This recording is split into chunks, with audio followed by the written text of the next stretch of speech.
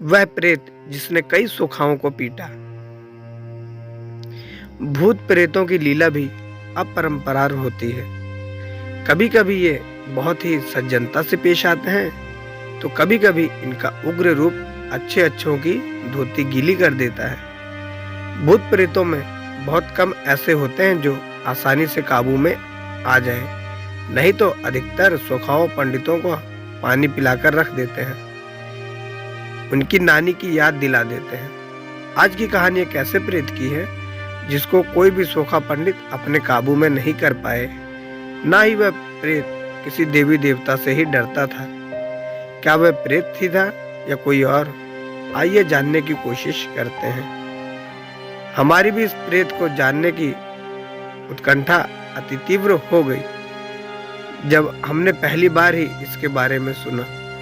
दरअसल लोगों से पता चला कि इस प्रेत ने बहुत सारे सुखाओ पंडितों को घिसरा घिसरा कर मारा, और इतना ही नहीं, जब इसे किसी देवी या देवता के स्थान पर लेकर जाया गया तो इसने उस देवी या देवता की भी खुलकर खिल्ली उड़ाई और उन्हें चुनौती दे डाली कि पहले पहचान मैं कौन। और शायद इस कौन का उत्तर किसी के पास नहीं था, चाहे वह सोखा हो या कोई देवी या देवता का बहुत बड़ा भक्त या पुजारी। अभी से आप मत सोचिए कि यह कौन था जिसका पता बड़े बड़े सोखा और पंडित तक नहीं लगा पाए। क्या इस कहानी को पढ़ने के बाद भी आप इस रहस्य से पर्दा नहीं उठेगा?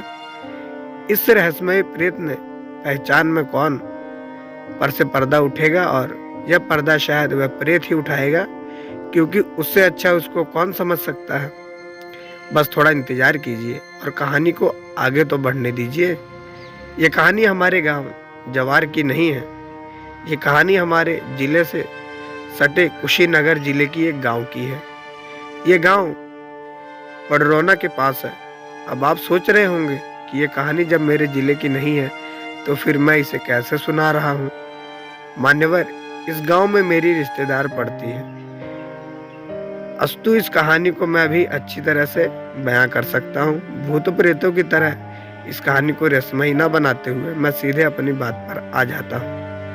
इस गांव में एक पंडित जी हैं जो बहुत ही सुशील, सभ्य और नेक इंसान हैं। यह कहानी घटित होने से पहले तक ये पंडित एक बड़े जाने माने ठेकेदार हुआ करते थे और ठेके के काम से अधिकतर घर से दूर ही रहा करते थे। हफ्ते या 15 दिन में इनका घर पर आना जाना होता था। ये ठेका लेकर सड़क आदि बनवाने का काम करते थे। इनके घर से सभी लोग भी बड़े ही सुशिक्षित एवं सज्जन प्रकृति के आदमी थे। इसकी पत्नी तो साधु स्वभाव की थी और एक कुशल गृहिणी होने के साथ ही बहुत ही धर्मनिष्ठ है। एक बार की बात है, पंडित जी ठेके के काम से बाहर गए हुए थे, पर 2 दिन के बाद ही उनको 2 लोग उनके घर पर पहुंचाने आए।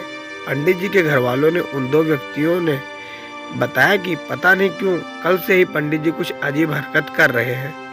जैसे कल रात को 7 मजदूरों ने अपने लिए खाना बनाया था और ये जिद करके उन लोगों के साथ ही खाना खाने बैठकर मजदूरों ने कहा कि पंडित जी आप पहले खा लें, फिर हम खाएंगे।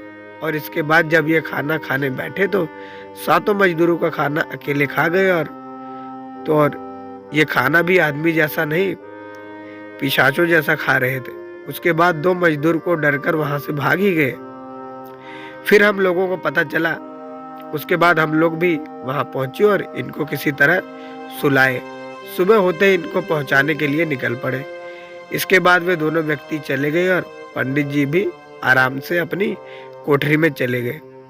कुछ देर के बाद पंडित जी लुंगी लपेट घर से बाहर आए और घर वालों के मना करने के बावजूद भी खेतों की ओर निकल गए।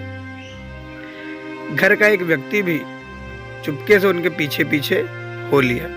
जब पंडित जी गांव से बाहर निकले तो अपने ही आम के बगीचे में चले गए।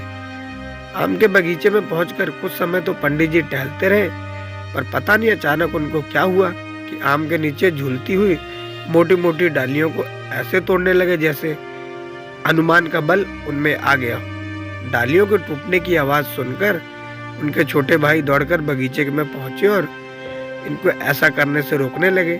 जब इनके छोटे भाई ने बहुत ही मनोबल की तब पंडित जी थोड़ा शांत हुए और घर पर वापस आ गए। इस घटना के बाद तो पंडित जी पूरे परिवार के साथ ही साथ उनका पूरा गांव भी संशय में जीने लगा। एक दिन फिर क्या हुआ कि पंडित जी अपनी ही कोठरी में बैठकर अपने बच्चे को पढ़ा रहे थे और उनकी पत्नी वहीं बैठकर रामायण पढ़ रही थी। तभी उनकी पत्नी क्या देखती है कि पंडित जी के शरीर फूलती जा रही है और चेहरा भी क्रोध से लाल होता जा रहा है। अभी पंडित जी की पत्नी कुछ समझती तब तक पंडित जी अपने ही बेटे का सिर अपने मुंह में लेकर ऐसा लग रहा था कि जैसे चबा जाएंगे, पर इनकी पत्नी डरी नहीं और सभ्य भाषा में बच्चे को छोड़ने की विनती की। अचानक पंडित जी बच्चे का सिर मुंह से निकालकर शांत होने लगे और रोते बच्चे का सिर सहलाने लगे। इस घटना के बाद तो पंडित जी के घर वालों को चैन और नींद ही हराम हो गई। वे लोग पूजा पाठ करवाने के साथ ही साथ कई सारे डॉक्टरों से संपर्क भी किए, यहाँ तक कि उन्हें कई बड़े बड़े अस्पतालों में दिखाया गया। डॉक्टरों की कोई भी दवा काम नहीं की और इधर एक दो दिन पर पंडित जी कोई ना कोई भयानक कार्य करके सबको सचेत कर डालते रहते थे। डॉक्टरों के दिखाने का सिलसिला लगभग 2 महीने तक चलता रहा, पर पंडित जी के हालात में सुधार नाममात्र भी नहीं हुआ। हाँ, पर अब सबके समझ में एक बात आ गई थी कि वह यह भी है कि जब भी पंडित जी की शरीर फूलने लगती थी और उनका चेहरा तमतमाने लगता था तो घर वाले उनकी पत्नी को बुला लाते थे और पंडित जी अपनी पत्नी को देखते ही शांत हो जाते थे। एक दिन पंडित जी की पत्नी पूजा कर रही थी, तभी पंडित जी वहां आ गए और अपनी पत्नी से हंसकर पूछे कि तुम पूजा क्यों कर रही हो। पंडित जी की पत्नी ने कहा कि अच्छा हो जाए इसलिए। अपनी पत्नी की बात सुनकर पंडित जी ठहाका मार मार हंसने लगे और हंसते हंसते अचानक बोल पड़े कि कितना भी पूजा पाठ कर लो, पर मैं इसे छोड़कर जाने वाला नहीं हूँ। अगर मैं इसे छोड़ूंगा तो इसे इस लोक से भेजने के बाद ही। पंडित जी की यह बात सुनकर पंडित जी की पत्नी सहमी तो जरूर, पर उन्होंने हिम्मत करके पूछा, आप कौन है और मेरे पति ने आपका क्या बिगाड़ा है। इस पर पंडित जी ने कहा कि मैं कौन हूँ यह मैं नहीं जानता और इसमें मेरा क्या बिगाड़ा है मैं ये भी नहीं बताऊंगा। पंडित जी की पत्नी ने जब यह बात अपने घर वालों को बताई तो पंडित जी के घर वालों ने उस पर और जवार ने जितने भी सोखा पंडित हैं उन सबको संपर्क करना शुरू कर दिया। पहले तो कुछ सोखा पंडितों ने झाड़ फूंक किया, पर कुछ फायदा नहीं हुआ। एक दिन पंडित जी के घर वालों ने पंडित जी को लेकर उसी जवार क्षेत्र के एक नामी सोखा के पास पहुंचे। सोखा बाबा कुछ मंत्र बुदबुदाए और पंडित जी की ओर देखते हुए बोले कि तुम चाहे कोई भी हो, पर तुम्हें इसे छोड़कर जाना ही होगा, नहीं तो मैं तुम्हें जलाकर भस्म कर दूंगा। जब सोखा बाबा ने भस्म करने की बात कही तो पंडित जी का चेहरा तमतमा उठा और वे वहीं उस सोखा को कपड़े की तरह पटक पटक कर लगे मारने। सोखा की सारी सेखी रफू चक्कर हो गई थी और वह गिड़गिड़ाने लगा था। फिर पंडित जी की पत्नी ने बीच बचाव किया और सोखा की जान बची। पंडित जी द्वारा सोखा की पिटाई की खबर आग की तरह पूरे जवार क्या कई जिलों में फैल गई। अब तो कोई सोखा या पंडित उस पंडित से मिलना तो दूर, उनका नाम सुनकर ही कांपने लगता था। इसी दौरान पंडित जी को लेकर एक देवी माँ के स्थान पर पहुंचा गया, जहां पर देवी माँ जिस महिमा के ऊपर वास करती थी उस महिला ने देवी वास के समय साफ मना कर दिया कि वे ऐसे दुष्ट और असभ्य व्यक्ति के मुंह भी ढकना नहीं चाहती। पंडित जी उस स्थान पर पहुंचकर मुस्कुरा रहे थे और अपनी पत्नी से बोले कि जो देवी मेरे सामने आने से घबरा रही वह मुझे क्या भगाएगी। देवी माँ ने पंडित जी के घर वालों से कहा कि वह कौन है यह भी पहचानना मुश्किल है, आप लोग इसे लेकर बड़े बड़े तीर्थ स्थानों पर जाइए, हो सकता है ये इस पंडित जी को छोड़ दे। इसके बाद पंडित जी के घर वाले पंडित जी को लेकर बहुत सारे तीर्थ स्थानों जैसे मैहर, विंध्याचल, काशी, थारवे, कुछ नामी मजार आदि पर लेकर गए, पर कुछ भी फायदा नहीं हुआ। यहाँ तक कि अब पंडित जी अपने घर वालों के साथ इन तीर्थों पर आसानी से जाते रहे और घूमते रहे। अधिकतर तीर्थ स्थानों पर घूमने के बाद भी जब वह प्रेत पंडित जी को नहीं छोड़ा तो पंडित जी के घर वाले घर पर ही प्रतिदिन विधिवत पूजा पाठ कराने लगे। पंडित जी की पत्नी प्रतिदिन उपवास रखती और दुर्गा सप्तमी का पाठ करने लगे। एक दिन पंडित जी अपने घर वालों को अपने पास बुलाए और बोले कि आप सभी लोग खेतों में जाकर कम से कम एक एक पीपल का पेड़ लगा दीजिए। पंडित जी की पत्नी बोल पड़ी कि अगर आपकी यही इच्छा है तो एक एक क्या हम लोग 11-11 पीपल पेड़ लगा देंगे। इसके बाद पंडित जी के घर वाले पंडित जी को साथ लेकर उसी दिन खेतों में गए और इधर उधर से खोजकर एक पीपल का पेड़ लगाए और पंडित जी से बोले कि हम लोग बराबर पीपल का पेड़ लगाते रहेंगे। इस घटना के बाद पंडित जी थोड़ा शांत रहने लगे थे।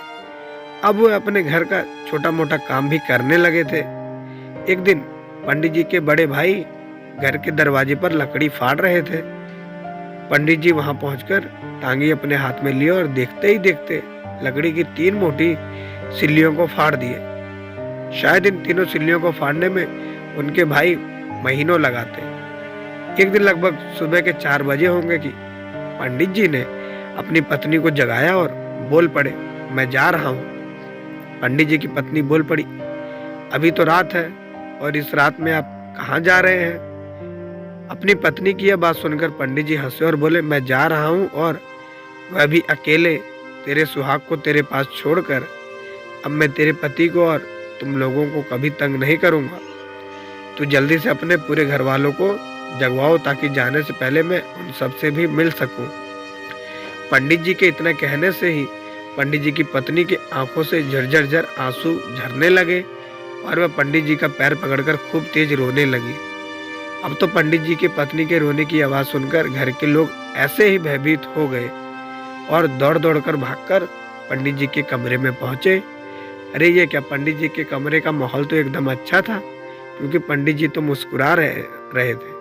घर वालों ने पंडित जी की पत्नी को चुप कराया और रोने का कारण पूछा। पंडित जी की पत्नी के बोलने से पहले ही पंडित जी स्वयं बोल पड़े कि अब मैं सदा सदा के लिए आपके घर से इस सदस्य पंडित जी को छोड़कर जा रहा हूँ। अब आप लोगों को कष्ट देने कभी नहीं आऊंगा। पंडित जी के इतना कहते ही पंडित जी की पत्नी बोल पड़ी, आप जो भी हो मेरी गलतियों को क्षमा करेंगे? क्या मैं जान सकती हूँ कि आप कौन हैं और मेरे पति को क्यों पकड़ रखे थे? इतना सुनते ही पंडित जी बहुत जोर जोर से हंसे और बोले, मैं ब्रह्म प्रेत हूँ, मेरा कोई भी कुछ नहीं बिगाड़ सकता। और तेरे पति ने उसी पीपल के पेड़ को कटवा दिया था जिस पर मैं हजारों वर्षों से रहता हूँ। इसने मेरा घर ही उजाड़ दिया था, इसलिए मैंने भी इसको बर्बाद करने की ठान ली थी, पर तुम लोगों की अच्छाई ने मुझे ऐसा करने से रोक लिया। इस घटना से वह ब्रह्म प्रेत महाराज जी उस पंडित जी को छोड़कर सदा सदा के लिए जा चुके हैं। आज पंडित जी एवं उनका परिवार एकदम खुशहाल और सुख समृद्ध है। पर ब्रह्म प्रेत महाराज के जाने के बाद भी अगर कुछ बचा है तो उनकी यादें, विशेषकर उन सोखाओं के जहन में, वो जिनका पाला उस ब्रह्म प्रेत जी से पड़ा था और जिसके चलते इन सोखाओं ने अपनी सोखागिरी छोड़ दी थी। एक निवेदन करता हूँ, प्रेत बनकर नहीं आदमी बनकर एक तो पेड़ काटे ही नहीं, अगर मजबूरी में काटना भी पड़ जाए तो एक के बदले 2 लगा दीजिए ताकि मेरा घर बचा रहे और आप लोगों का भी, क्योंकि अगर ऐसे ही पेड़ कटते रहे तो एक दिन प्रकृति असंतुलित हो जाएगी और शायद ना आप बचेंगे ना आपका घर भी। एक पेड़ 100 पुत्र समान। एक तो काटना नहीं, अगर काटना ही पड़े तो उसके पहले 10-20 लगा देना। तो ये थी हमारी आज की कहानी। आशा करते कहानी आपको पसंद आई होगी। कहानी कैसी लगी अपनी राय कमेंट करके जरूर बताएं। साथ ही वीडियो को लाइक कर दें, दोस्तों को शेयर कर दें। चैनल पर नए हो तो सब्सक्राइब करना ना भूलें। बेल आइकन को प्रेस करके ऑल पे सेट कर दें ताकि ऐसी ढेर सारी मनोरंजक कहानियाँ पहुँचती रहे आप तक सबसे पहले। मिलते फिर अगली वीडियो में एक नई कहानी के साथ। तब तक के लिए धन्यवाद।